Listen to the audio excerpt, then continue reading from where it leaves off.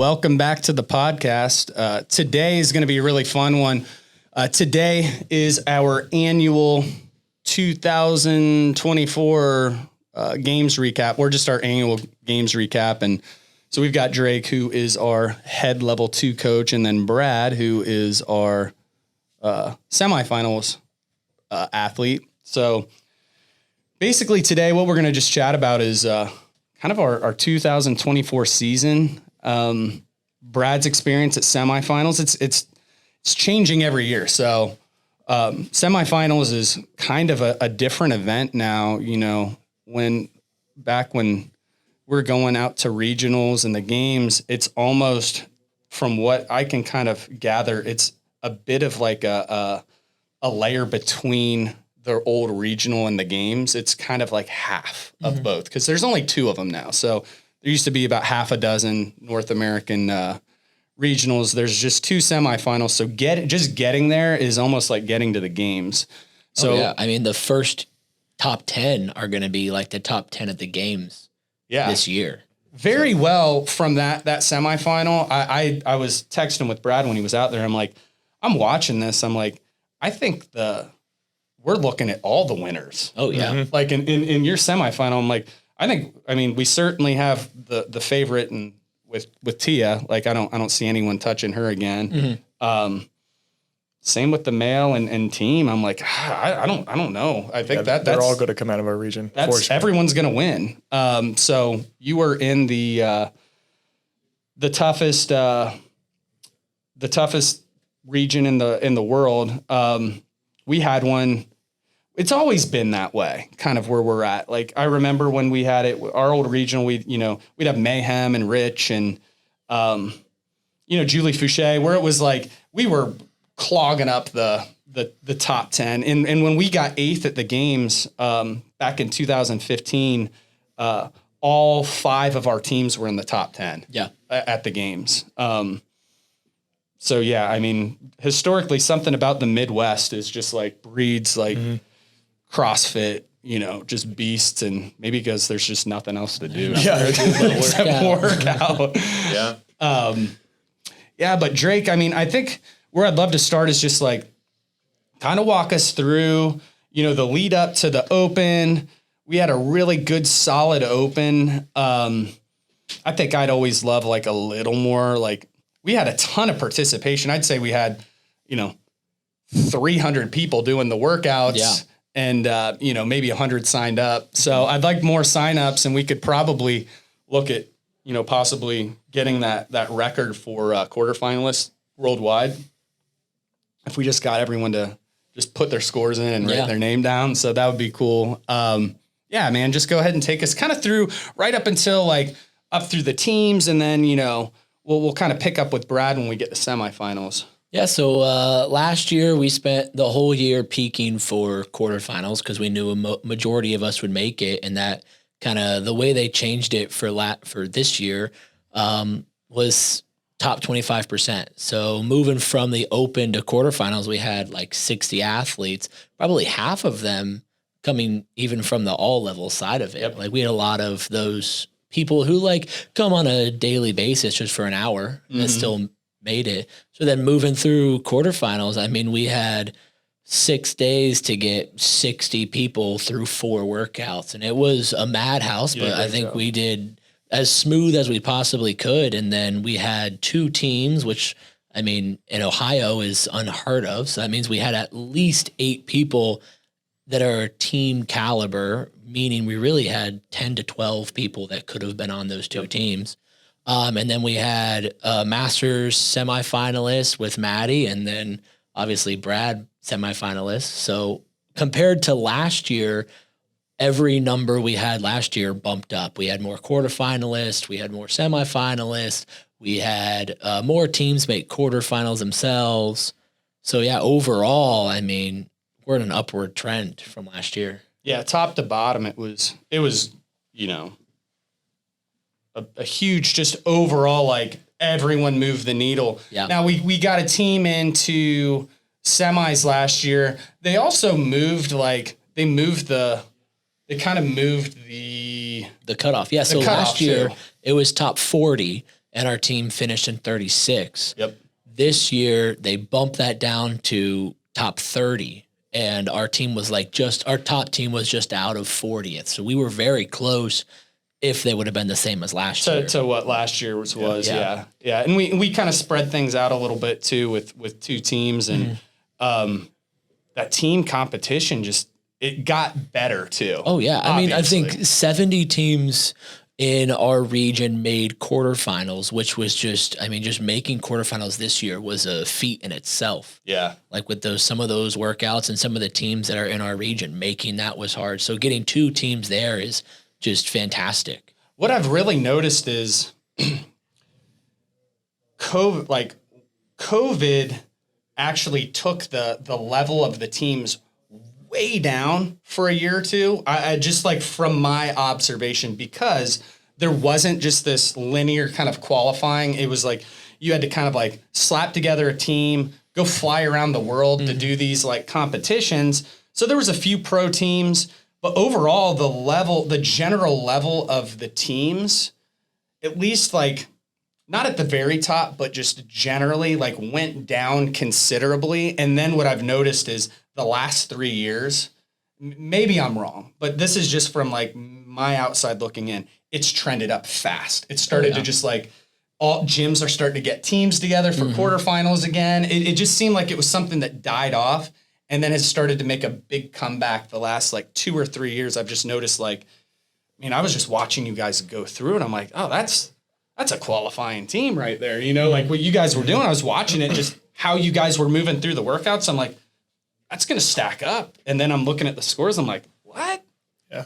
I was just confused. We were blown away when we were we're not even close. How is this possible? Yeah. I was like, whoa, okay. And the other thing is, most of the top teams are old individual games athletes now. Yeah. So even just getting there is going to be hard as a team member. Yeah. Yeah. The people are, the sport's mature enough where people are now recycling through in different ways. Okay, I've been at this level. They want to keep competing, but you have to burn so white hot and just white knuckle it for 3 or 4 years to be an individual. And then all right, I still want to do this. And then you kind of just shift into teams. And that's kind of been the trend I've noticed as well. You guys put together 2 really good teams. That was really fun. And then Brad was starting to look at, I remember talking to him and he was kind of thinking about after team quarterfinals, he was thinking about, okay, here's what I want to do for next year. And I remember us kind of having a talk and I'm like, I think you're looking pretty good, Let's not look too far forward. I think that semifinals might be there. I was completely and totally all right, next year, here we go. I was going to do quarterfinals, just do the best I could. Yeah. And then after it was, Drake came in, it was on Monday after the first 2 workouts we're doing on Saturday. We looked at each other. We're like, well, maybe the season's not quite over yet. We're in the hunt here. Yeah. And you had, you guys had a big kind of regional, non-CrossFit, CrossFit kind of competition. Oh, yeah. Yep. So that was a huge one in between all of that stuff too. And then, unfortunately you guys were about to just easily walk through and win it. And then we had, unfortunately, an injury right at the end and you guys actually did complete it and kind of win it, but then they stole it from you a little bit, but that's a whole other story for another podcast. Yeah. We don't need to dive too deep into that. Some names around. That's a bummer. But then you had that, and then you also had Phil's bachelor party planned. Oh yeah, that was. Yeah, the week before semifinals. The good thing is Phil is damn near a semifinals level athlete in his own right. He's right on the cusp of that. Yeah. He was right there.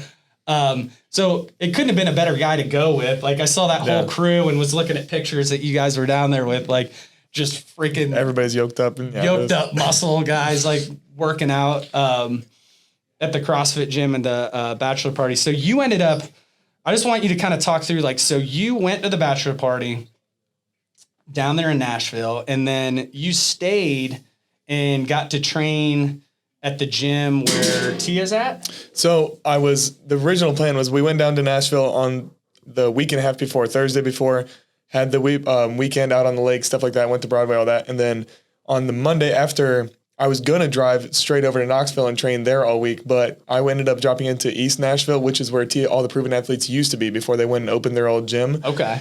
Trained there for a couple of days, and I looked into dropping into CrossFit Proven, but the weird thing is they have no open gym. Like, you can only go in and take classes there, or you can't do anything. Gotcha. So they're very strict on their standards and stuff like that. So I never ended up getting over to Proven, but East Nashville was a great second home for a few days. That's where I trained at. Okay. So yeah, I knew that was, I think, originally where they all were at. And then, okay, that makes sense to me now. Okay, cool. But you were kind of around some of them, right? Oh yeah. I mean, Brooke Wells was in and out, and Street Horner, old games athlete, he was in and out. Talked to him for a minute, and there's a lot of big names running around in that Knoxville area.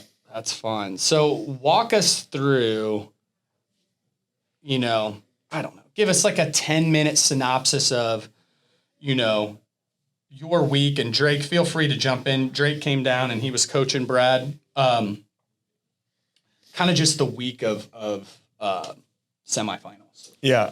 Like I said, so on Monday we were kind of winding down, and with the programming leading up to it was kind of the idea was to get a little bit of intensity, but keep the volume under control. Cause in the 3 weeks prior to, Drake was just hammering me with volume and intensity, just trying to adapt my body to what the beating it was going to take when we got there. And Monday and Tuesday that week were some pretty intense workouts, but nothing crazy. And then Wednesday and Thursday, we kind of tapered off a little bit, made my way over to Knoxville on Thursday, and just a lot of rest that day. We did our check-in, all that stuff, got to go walk around, check out the venue, get all the gear and stuff like that. The whole fun part of the first initial, check out the athlete village and things like that. And then Friday comes around, first workout, and the interesting part was, it's not very often you only have one event in one day at a semifinal level, and I think they kind of planned that because everyone was fresh, first event, and it was probably the hardest event too. Yeah. And they just wanted to see people empty the tank. And that's pretty much what everyone did the first day. I talked to one of the PTs in the PT tent. They had like 4 or 5 guys go down with heat exhaustion first day from all the running outside, and it was hot, and it was a rough first day. But then as the weekend kind of came around, you kind of start to realize just how much capacity takes place there. Cause everyone at that level can do the same stuff. You're no longer limited by like a skill or a ability or things like that. It's more or less these guys can do this no matter how tired they are, and they can do it fast with no rest in between, versus guys like on the back half, kind of like me, we can do the movements, but they're slower. I need a little more rest in between, and maybe not as efficient too. So it's not even a difference of abilities. It's that's where capacity starts to take over at that level. And everyone knows how to do CrossFit and knows how to pace, and no one's being silly on workouts. Yeah, no one's blowing themselves out of the water.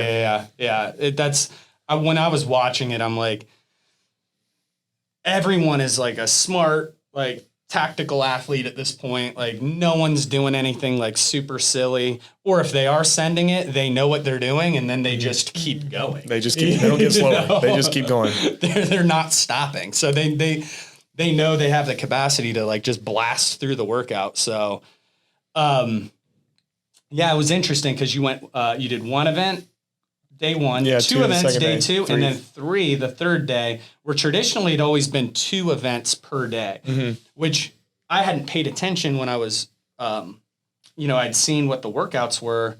And so I saw you guys do the first event, and I'm like, oh man, that is going to be really rough to recover from that and do another one. Luckily, you guys didn't have to do anything else that day, because it was the 800-meter run and the clean and jerks. Yeah, that was 5 rounds of that. That's a ton of freaking volume. So luckily, that's like a crazy hero workout right there. And it was crazy going into that workout. I told Drake in the corral in the back where they're getting you lined up, my nerves and adrenaline were so unbearably high. I couldn't even feel my hands. Like I was just standing there, like in the Ricky Bobby movie where he was doing the interview.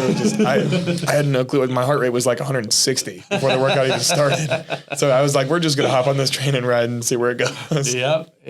That was, that was a cool event. Like, you'd kind of wait for everyone to come in, and then you're like, oh, and then you're like screaming. You get 20 seconds of excitement, and then you're waiting for 3 minutes. Yeah, like where are they going to end up when they get in here? Running made a big difference in that, like how you could run. Oh, yeah. I mean, that was a running workout. Everyone did the same speed barbell, plus or minus some people who touch and go. But if you could run like a 3:15 or less, 800 repeatedly, then you were doing really well. That's not easy after you heave that barbell around. Yeah, like no, that. not at all. Okay, so day 2, after that workout, were some of the nerves calmed down or still like just? So it was way more calm the second day. And I even told Drake that night in the hotel, I was like, now that I got that first one out of the way, I actually felt like I belonged there. Yep. I felt like I deserved to be there. And I was among athletes that I am equivalent with, or maybe even a little bit better than. Because the first day I was like, holy crap, I don't know what to do. I don't know how to game plan this. These guys all look like they know what they're doing. They're locked in. I'm just walking circles in the back, getting ready. And then the second day I kind of was able to tone things in. And second day was my best day for sure in terms of placements and stuff like that. So it definitely got a lot smoother on day 2. And I think your third day would have actually, you would have just kept climbing, and you weren't that far off day 3, with 2 of the workouts. It was just, you had that, hook grip thumb injury, and then, we just need to dial in that high end Olympic weightlifting. You've got plenty of strength, but, looks like Drake's already got you under a barbell and doing some more of that, like we're learning from mistakes and that last workout, had you not had that thumb, I think that would have been your best. Oh yeah. I mean, honestly, the plan was, going into that last workout, the bike was just get it done. We were going to break up the ring muscle ups, and then I was just on it, just kind of blacked out for a little bit and just finished. And then to be honest, the only reason I had to drop the dumbbells because my thumb came back out of place right in the middle of the lunges. Other than that, I was completely fine to finish it out too. I know. I saw that. Did you have to hold them down there? You did. Yeah. You had, they were a farmer's carry. I was going to say if there was any way you could have if you can put those things on your shoulders and lunge, that's impressive. That's a lot of weight on your shoulders. No, it is. But I was just thinking with how your hand was, because you just got like a useless hand at that point. You still didn't do too bad on that event. It wasn't a bad finish. I mean, you got it together and finished, and then I saw you screaming, Yeah. No, I got to give a shout out to Jen Spinlaw. She used to come here. She worked on her affiliate. She duct taped this thing in there so tight that I could barely move my hand. So that's the reason I was able to get back in there. And you held on to 15 muscle ups, and that's great. That's awesome. She was a fantastic member. I've heard she's a really good PT as well. Like my business coach Stu actually has worked with her. Yeah. She had mentioned that. Yeah. That's awesome.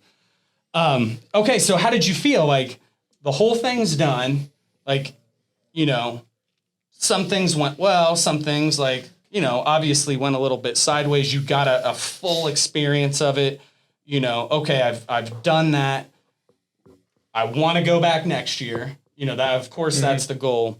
So what do you want to do? Kind of like, what's the change? Like what do you want to do to get better kind of leading into next year's season? Yeah. So overall for how the weekend went, and Drake can speak to this, I think it was a win on our part. We went into it thinking, hey, we're just going to try to get through this, see what we can do. And I did better on a lot of the workouts that I didn't think I was going to do well on. And I had a couple little things like the handstand walk one, and then the lunges and stuff like that. Things just got to me, but there were some errors that were done just purely off of inexperience. Like the moment kind of got away from me and I didn't move the way I know how to move. But now that I've got just that little bit of experience under my belt, I think that'll help a lot for next year. But me and Drake have already sat down and talked about it. He's going to help me out with getting that high-end Olympic fatigue lifting under, because, anybody can hit a heavy single. It's whether or not you can hold on to those heavy reps toward the end, and then just an overall capacity for recovery throughout a weekend. Because like I said, the guys that are really good, they got better throughout the weekend, and then the rest of us kind of tail off as the weekend goes too.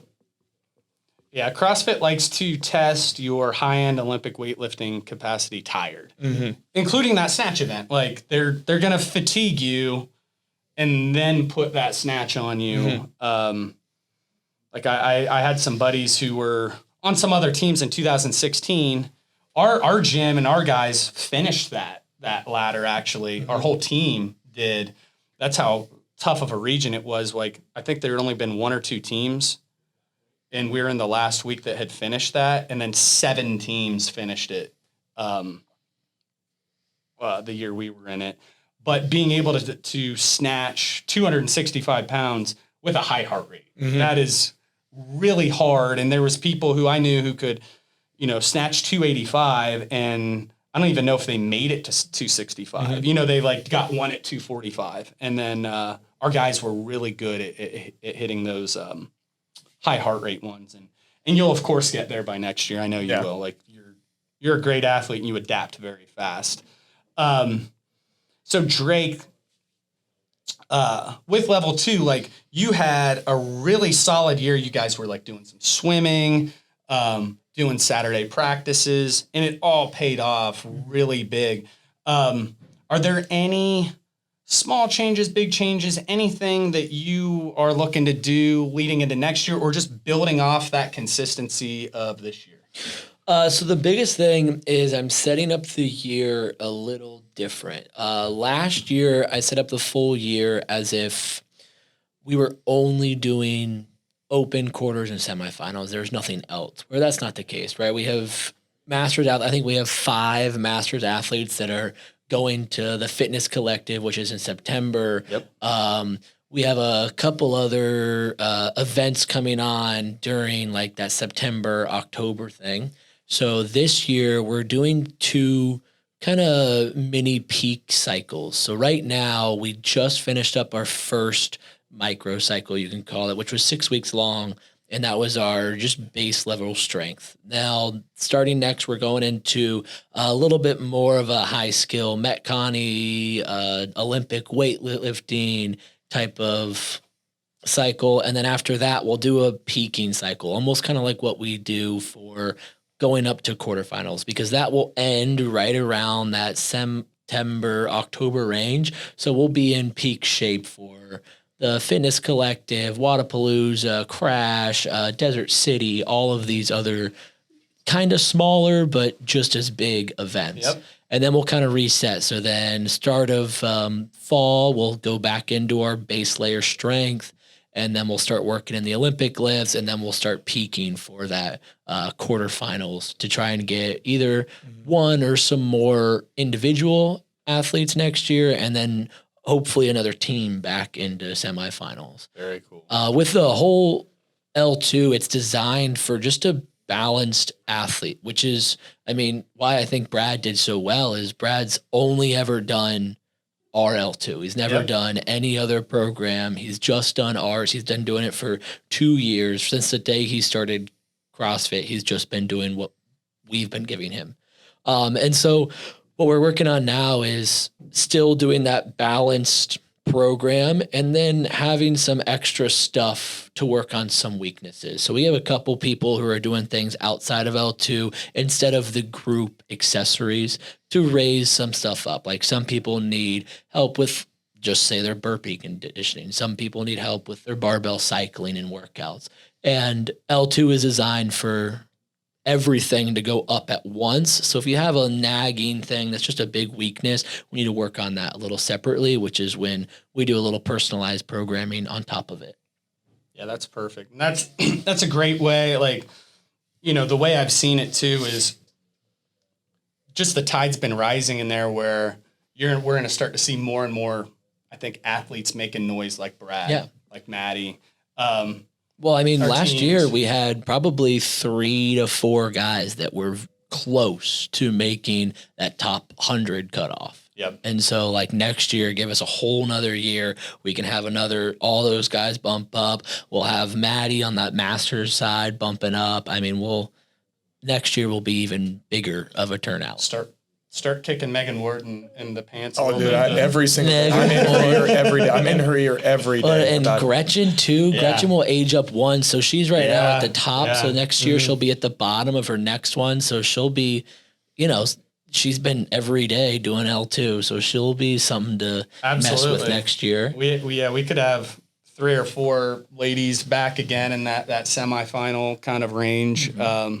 We've got a good group of them. So, yeah, I think next year is going to be another great year for, the competitive side. And what I'm going to work on personally too, and I want to get myself ready for it, is getting a big group of our all levels folks in the open to like come out and then really organize. You did a great job, but like help you organize that quarterfinals and maybe try and break some like participation records. Yeah. I think that would be really fun just to push that all forward. And we've got the crew to do it. We just have to encourage the signups and let everyone know, hey, there's no pressure on you guys to make quarterfinals or the semifinals, but just to sign your name up and compete. We get that big competitive group. As good as everyone is at this gym, like top to bottom, we just have people who can move and perform. I mean, if we just get the people to sign their name and put the $20 in, and don't even look up your score, and then we'll let you know when you all make quarterfinals, and we'll crack that record of whatever the Scandinavian team that won it. And, and just that'd be a nice little loud noise for the gym. I think that'd be a lot of fun. And then what that does too is it gets everyone behind our people who are really competing, you know, because now they've participated in that first layer of it, and then they're interested to see what keeps it going, you know? So I think that's kind of the goal going into next year. And I'll try and put out some content and not only the content, but just really in classes, like, you know, the people to talk to, like, hey man, let's sign up. Let's me and you be buddy, whatever it is. Like, let's get in there, come in at 11 on Saturday, and we're going to do the workout together. So, try and get more of that going next year. But I just want to say, I'm super proud of you guys. I've really passed the torch on to you guys on that, competitive part of it, and just my goal is just to ask you guys questions now and try and support like you guys in going and running with this thing, and the people who are just like, you know, have the energy for it, and they're really into it. And you guys certainly are that. And you guys are going to all the local stuff. You're going out swimming on Saturdays and tossing that worm around on the weekends and practicing skills that like are like mind boggling to me now. And it's just really cool to watch. And I'm going to do whatever I can to keep supporting it. And I'm excited for 2025. So yeah, we'll go back and get it. So, all right. We'll see you guys next time.